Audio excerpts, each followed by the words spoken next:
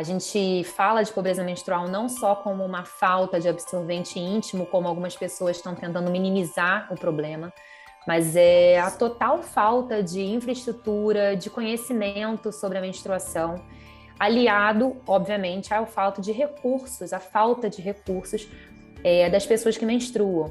Então, a gente pode aí colocar que mulheres, meninas, transexuais que podem ter esse mesmo problema podem passar por toda essa questão. E até bem pouco tempo, eu acho que as pessoas nem se perguntavam se todas tinham acesso a esse item básico, que é justamente cuidar da própria menstruação. Vamos colocar assim no termo mais amplo que nós temos. Não é simplesmente usar um absorvente, é poder se lavar adequadamente, lavar sua vulva, sua vagina quando você está menstruada, poder lavar a sua roupa caso você se suje, por exemplo, de sangue no meio do trabalho, no meio da escola.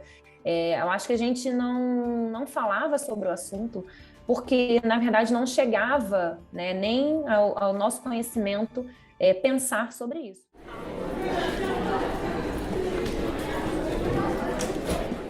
Quando a gente fala, né, da pobreza menstrual e principalmente da falta de infraestrutura e de higiene, falta muitas das vezes de um banheiro que essa pessoa possa usar ao longo do dia para poder fazer a sua troca de absorvente íntimo, para poder fazer a sua limpeza adequada, a gente vai começar a perceber que algumas mulheres e algumas meninas utilizam outros produtos para fazer aí a contenção desse sangue menstrual.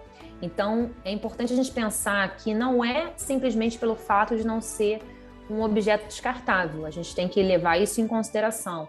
É bom que não seja. A gente fala hoje em dia muito do coletor menstrual, a gente fala da calcinha, né, que a gente pode fazer o aproveitamento, o reaproveitamento dela. Então, não é pelo fato de ser um absorvente não descartável que é um absorvente ruim. Mas a maioria dessas pessoas que passa pela pobreza menstrual, elas vão utilizar objetos inadequados para cuidar desse período menstrual. Então, muitas das vezes são folhas de jornal, muitas das vezes são folhas mesmo de árvore. Já há relatos de meninas que utilizam miolo de pão para poder segurar toda essa questão, né, do fluxo menstrual. É super importante que a gente fale que pode sim levar a infecções, levar a uma condição inadequada da região, podendo levar, inclusive, a síndrome de choque tóxico, ou seja, né, a pessoa realmente contrair bactérias aí e levar realmente essa bactéria a cair na corrente sanguínea e a fazer um choque séptico. Então, do ponto de vista de saúde, sem dúvida, a influência principal vai ser isso.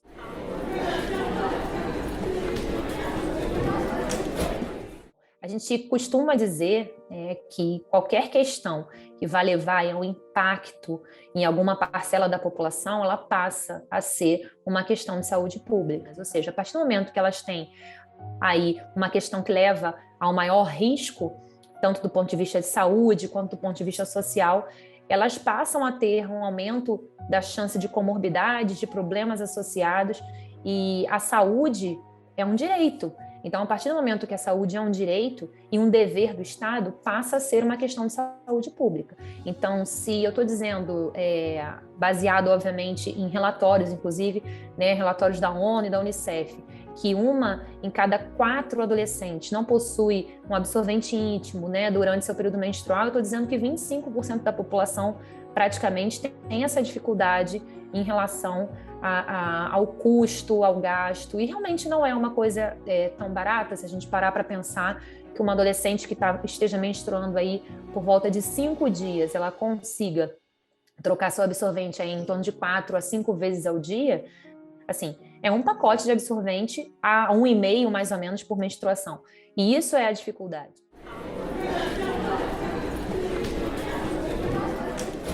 E a violação ímpar nessa situação é o fato dela não possuir aí cuidados necessários a qualquer pessoa que menstrue, seja o conhecimento, seja a higiene, seja o uso de absorventes íntimos.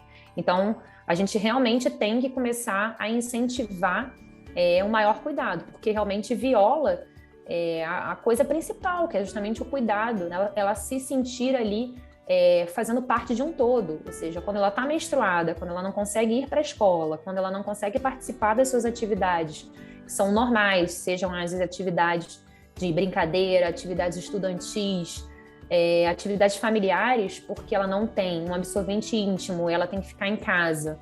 E muitas das vezes, como eu falei, utilizando objetos inadequados para conter esse fluxo menstrual, a gente já está aí violando um dos direitos básicos, que é o direito à saúde.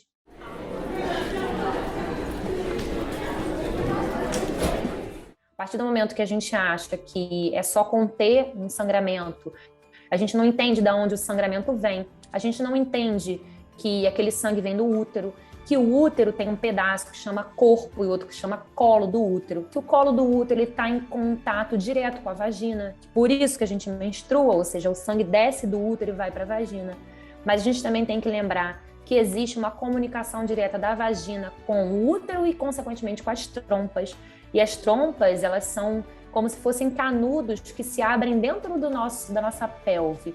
Então, uma menina, ela tem um contato direto do meio externo com o meio interno. Então, qualquer bactéria que esteja ali na vagina pode subir e cair dentro da pelve dessa pessoa que está aí menstruando e colocando um jornal, colocando um miolo de pão, colocando um saco plástico que, obviamente, muitas das vezes veio do supermercado e aí ela coloca um papel com um saco plástico ali naquela região e materiais contaminados que podem realmente levar à ascensão de bactérias e, posteriormente, uma série de sequelas em relação à infecção, em relação à obstrução, por exemplo, das próprias trompas, quando a gente pensa em doenças inflamatórias da pelve, causadas por contaminação desse material inadequado que está sendo utilizado.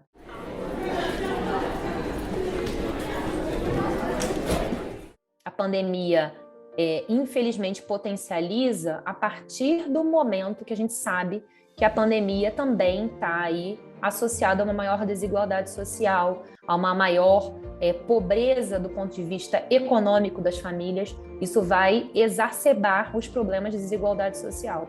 Então, quanto mais pessoas eu tenho com dificuldade de arrumar emprego, quanto mais pessoas eu tenho com dificuldade de manter ali as suas contas em dia, mais dificuldade eu vou ter de cuidar de itens básicos. E, sem dúvida, o fato é que até bem pouco tempo o absorvente íntimo nem era considerado um item básico, por exemplo, na cesta básica, como se não houvesse essa necessidade. É como se a gente pensasse que, assim, nossa, tem mulheres ou meninas na família, e por que não considerar isso um item básico? Existe realmente no Rio de Janeiro já uma lei sancionada para que o absorvente seja da cesta básica no Rio e também sendo divulgado, na verdade, fornecido nas escolas. Claro que isso tem sempre que estar em constante monitoramento, até para ver se está acontecendo, porque uma coisa é a lei existir, outra coisa é a lei ser cumprida.